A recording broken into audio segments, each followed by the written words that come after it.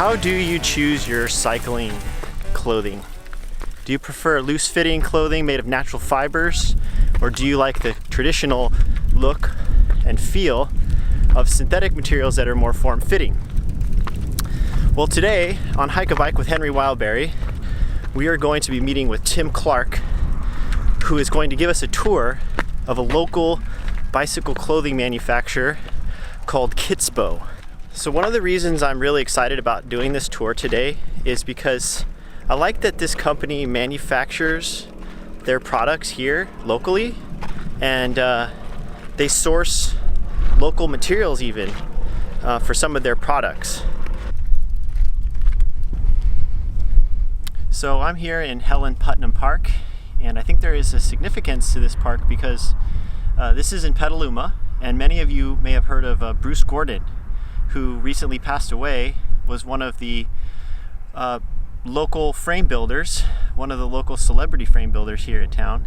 And I have a feeling that some of his bicycle designs were inspired by this area here. Now, Bruce Gordon built a lot of all-road bikes, and he even developed a tire that he called the Rock and Road. That tire was designed to be used on mixed terrain. In this area we have a lot of farm roads, we have a lot of trails like this one here. We don't really have just general gravel like you'd find in other parts of the country, and we don't have just really nice pavement either. So I feel like that might have been some of his inspiration. But anyway, check out this place. It's a really nice view here. That's towards the west. The coast is over those mountain ranges over there. And yeah, what a beautiful morning. The weather has definitely changed from what it was just a few days ago. It was over 100 degrees, and now I'm here 2 days later and I'm wearing a long sleeve sweater. All right, well, let's go meet up with Tim and find out some more about Kitsbow.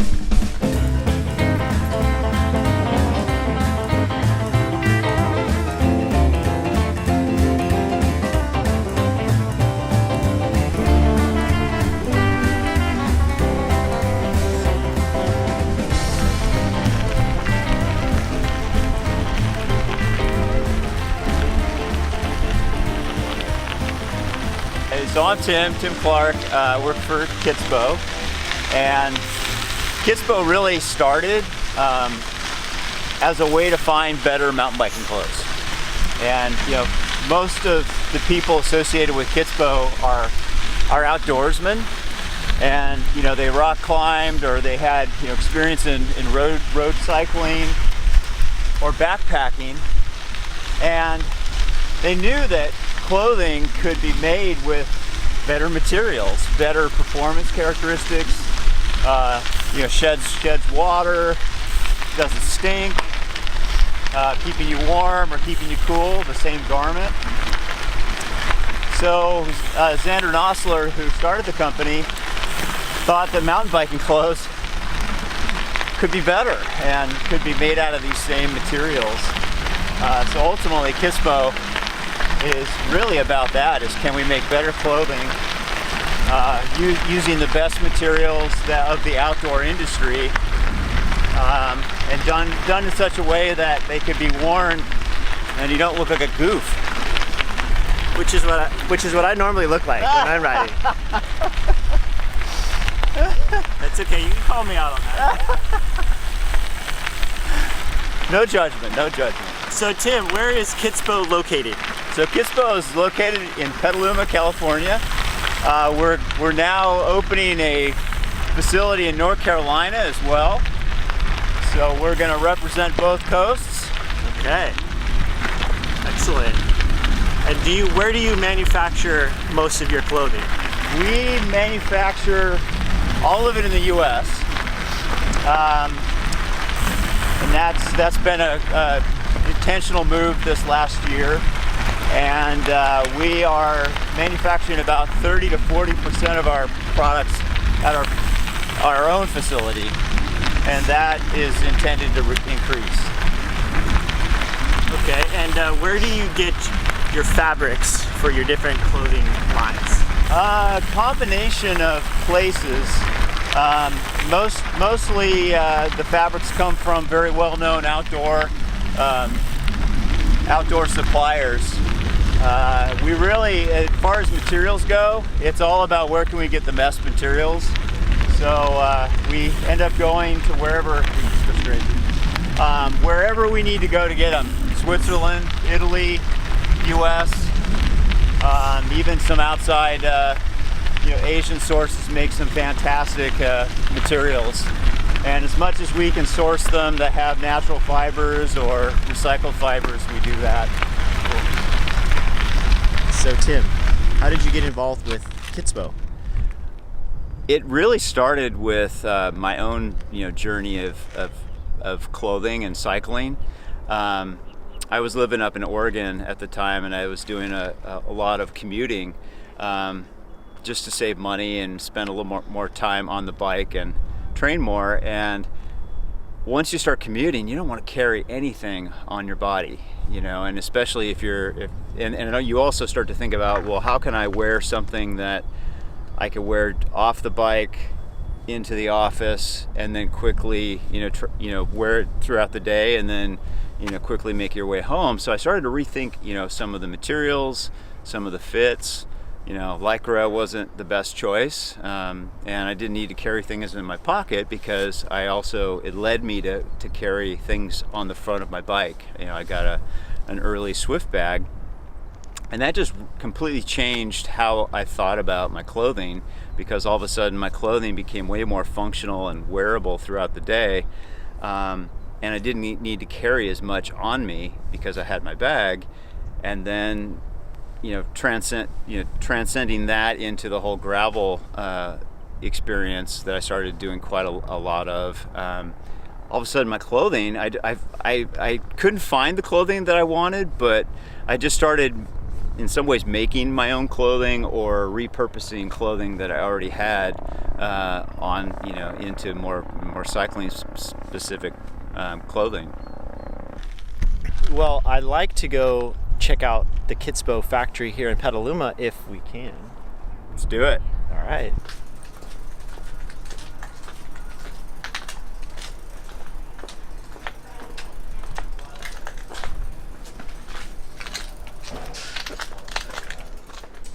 Okay. Well, I think the first place to start would be what we make. Okay. We started really with making mountain bike shorts, and making mountain bike shorts that fit really well. Like what we like to say is, if we make shorts that you completely forget about that they're on, we've made our objective. Mm-hmm. And then of course, I think most people also know us for our icons. So basically Pendleton wool, shoulder overlays for protection, and of course our very iconic elbow patches. What we're most known for with the icon is just the fit. And then of course we have some great outerwear pieces that something we also like to do is bring really high technical outerwear and outdoor technologies, but build them into pieces that are really wearable and very easy to wear off the bike and on the bike. Something along those lines of utility. If a garment is, it has a lot of value to us if you can wear it in multiple occasions, and it actually takes over for other pieces of gear that you have. Can you have one piece that does the job of three pieces? That's our goal. Mm-hmm. So you mentioned Pendleton. Yeah. Is this fabric made by Pendleton? Is that? Yeah. So this is Pendleton wool. It's a heavyweight, washable.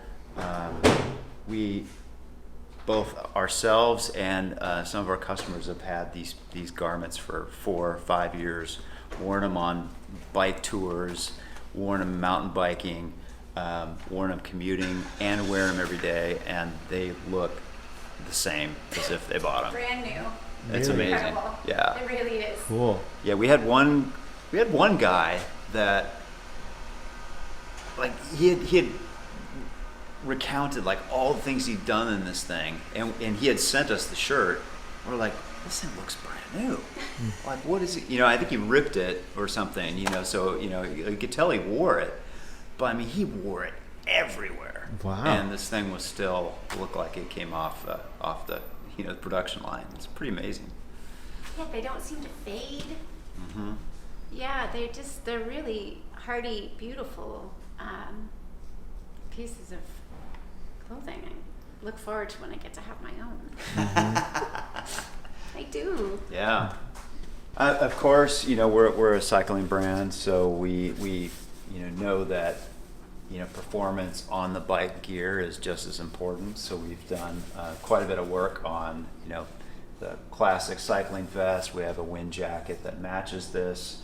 Of course, more of a classic riding jersey. I think for us, we do tend to skew more towards the mountain biking realm. So, even if it's something that really works really well on a gravel bike or a road bike, it has little innovations or inspirations from mountain biking. Of course, we have women's line as well, and this is also one of our great pieces, which we do use a lot of wool where we can. So wool blends with other technical fabrics, and some of these pieces are probably some of the most versatile and well-worn pieces in our wardrobe. This shirt in particular is one that I probably wear every day, from when it's 40 degrees or 30 degrees all the way up into the 70s. And it works. It self-regulates the temperature, whether you're cold or whether you're a little bit warm. So we're obviously known for our shorts, and we spend a lot of time picking the fabrics that are performance fabrics that stretch and move, that are super durable. And we had the idea of taking one of our best shorts and turning it into a pair of pants. And we're thinking, okay, this is going to be a pair of pants that we will, be something we wear off the bike. All of a sudden, one of our top riders, we started seeing him riding on, trail, and like doing it again and again and again through his videos. And so we started, we just reached out to him and said, hey, what are you wearing the Haskell pants for? He's like, those are the best trail pants ever. And so we're starting to find that wasn't just unique to him, but quite a few of us have started to ride in these pants, and they really are a thing that started off as off the bike and realized there's some performance benefits, as either for protection or for, a little bit of colder weather riding. So pretty interesting, where you start with an idea and then it just finds its way to, another use. We obviously make, traditional bibs, jerseys, but again, they all have some form of inspiration or insights from mountain biking itself. The other piece is just really making sure that the pads that we have are informed by the type of riding that we do, and some are crossover pads and work well for road bikes and mountain bikes, and others are more mountain bike specific, so based upon kind of the riding position as well as the riding style. And then of course we have outerwear, outer layer pieces that are really well designed for the bike, offering ventilation in certain areas, obviously full tape seamed, retractable hood. But what we find is these pieces are so, if they're well designed, if you can wear them off the bike as well. Do you have built-in reflectance, or is there certain colors you offer that are high visibility? How do you guys view that from that perspective? Yeah, everywhere we can, we build in reflectivity. That's one of those insights that, you know, as being seen on the bike is really important, you know, for anyone who's, you know, ridden a bike and, you know, tried to be seen during dusk or at night. When it comes to color, that's something that we look at depending on what type of piece it is. If it's a piece that would transition and be seen on the road, we do try to look at different colorways that can be, you know, seen. Don't necessarily do high vis at this point. We're always open to it, but when we have pieces, I mean, how we judge a piece, the success of a piece is, can it be worn in multiple settings? So it's a little hard to do a fluo piece and wear it to work as well. Mm-hmm. That being said, you know, some of these pieces, like this blue, definitely meant to be seen. Oranges, most everything we do has some sort of pop color as an assortment, and that was part of the purpose, is to be seen, you know, on the bike. That being said, we're also a mountain bike company, so being out in the woods and being seen, unless it's deer season, it's probably not that, you know, not a huge You don't really want to be concern. seen when you're out there necessarily. Right. You want to come back and see the factory? Definitely. And, you know, the other thing that we do that is kind of unique in the apparel industry is that we don't make clothing in big batches. So our goal is what was kind of called just in time, is to get it as close to the customer order as possible. So if a customer wants a small blue hoodie, then to get it as close, make it as close to that order as possible.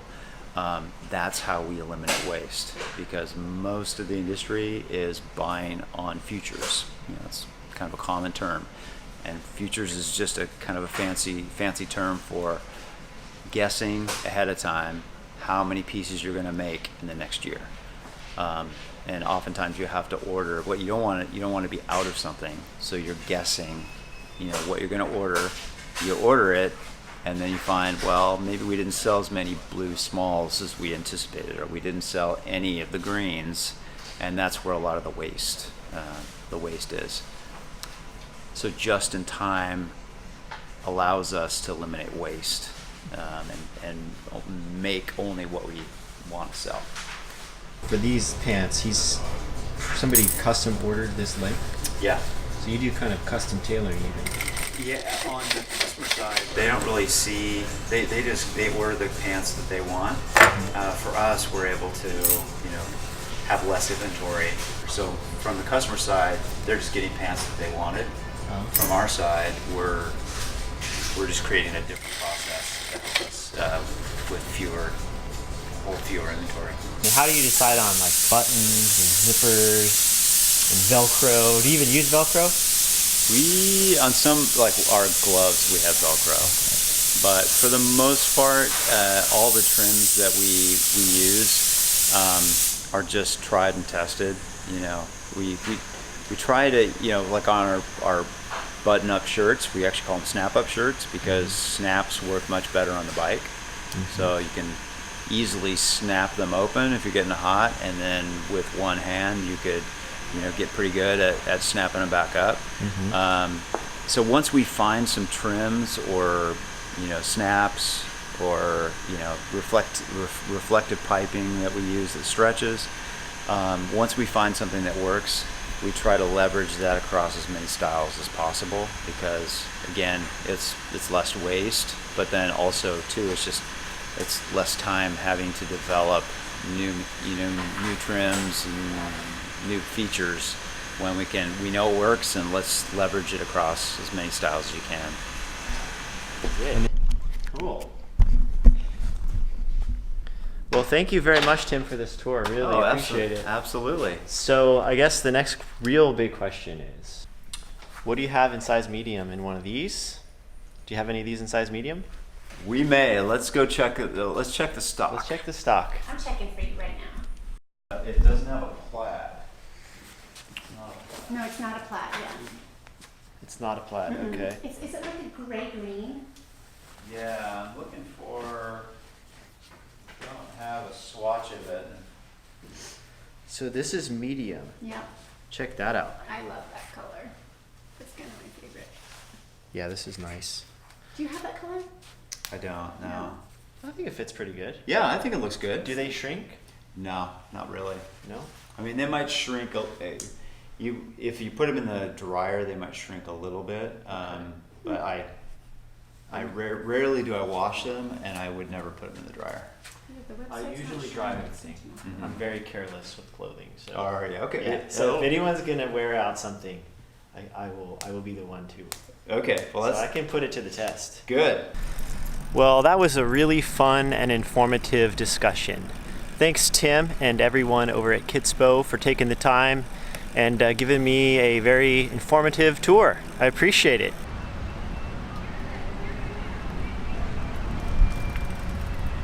So, if any of you are interested in checking out more of what Kitsbow has to offer, I'm going to put a link to their website down in the description below. And thanks again for watching. Hope you guys like this video, and we'll see you in the next one. 1, 2, 3 o'clock, 4 o'clock, rock. 5, 6, 7 o'clock, 8 o'clock, rock. 9, 10, 11 o'clock, 12 o'clock, rock. We're gonna rock around the clock tonight. What